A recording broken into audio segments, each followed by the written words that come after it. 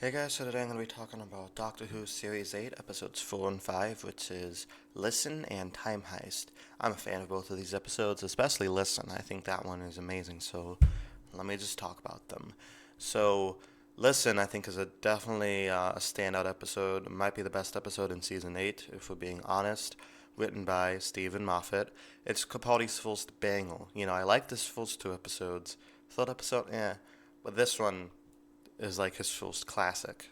So this whole thing stems from the Doctor's hypothesis that, there's these creatures. Doesn't know who they are or what they do, waiting to attack. But they're really good at hide and seek. They could just hide, and you never know they're with you. That first scene in the episode sets the mood in extremely well. Sets very intense. He's like, why do we always talk to ourselves? Because we're never alone. His his kind of dark performance is so good.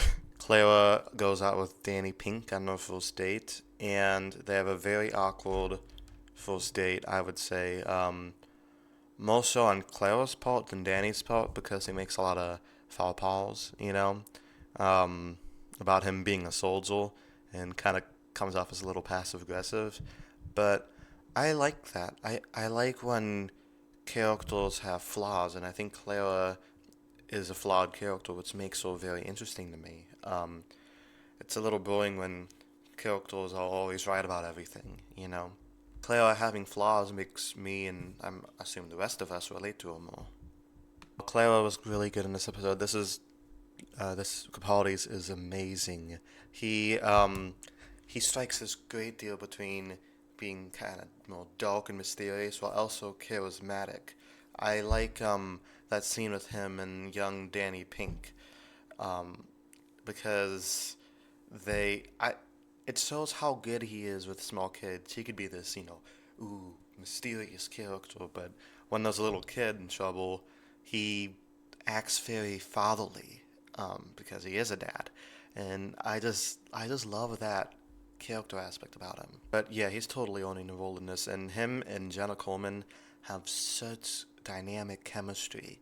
I could watch them for hours. In fact, I did watch them for hours several times. Scene with Clara and the doctor and the young Danny Pink and the person on the bed. Is it an alien? Is it just another one of the little boys playing a prank? I'm leaning towards alien because when he takes his blanket off, just for a split second, you see something and it doesn't really look human, and they never explain it. And I love that. That's so cool. Um, and the scene where she visits not a young Danny, not a young Clara, but a young doctor. That is a great twist. It shows him on Gallifrey, and it turns out she was the monster under his bed the entire time. That's such a good scene, and it leads to this very sweet monologue by Clara about how you have to be brave, and I that shows how important she is to the Doctor and to his past and life, because her telling him that might have influenced him to help people in the future. Very emotional speech, well done by Jenna Coleman.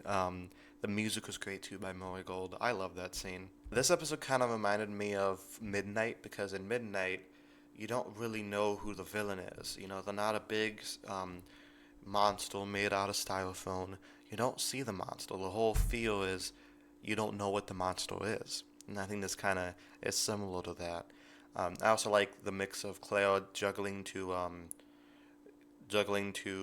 balance her personal life and her life with the doctor, which is kind of an ongoing theme, and it's very clever. I love when the show does that with companions. When they did that with like Rose and her mom, or when they, did that with like Amy and Roy. I just have one question though. It's like, who the hell is Orson Pink if Danny dies?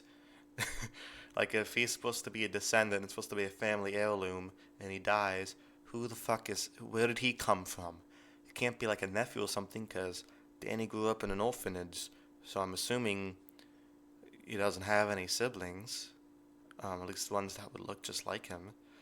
So, what what happens to him? What happened?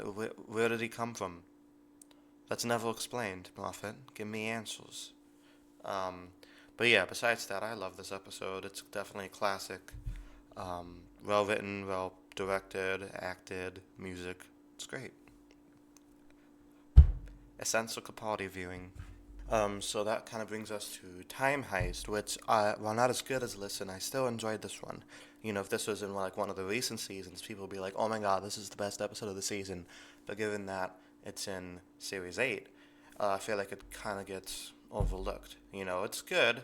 It's not amazing. It's not one of my favorites of the season, but it's still pretty enjoyable. I like the side characters a lot.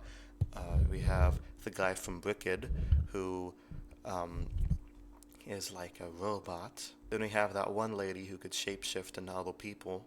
She doesn't want that power. It's like both of these guys have, you know, superhuman abilities, but really what they really want is a cure to be normal, which is kind of funny because like a lot of people wish they could do stuff, but the people who actually have these abilities, it's not all it's cracked up to be. So I kind of like that message. Hey, you know, bring those two back.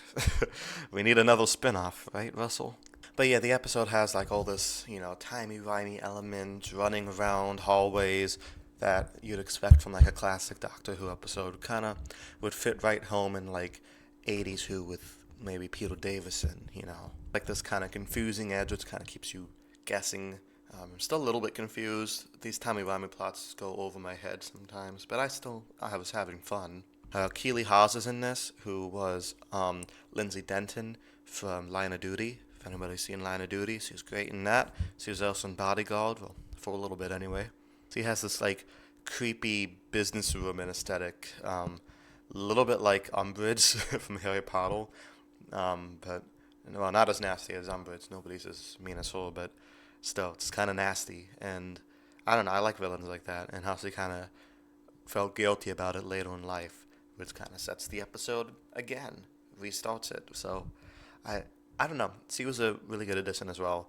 Not like you know the best episode ever, but I still enjoyed this. You know, Capaldi was very fun in this. Daniel Coleman's great. The directing's good. It's a great episode of Doctor Who. What could I say? So yeah, let me know what you guys thought of these episodes down in the comments below, and I'll talk to you guys next time. Peace.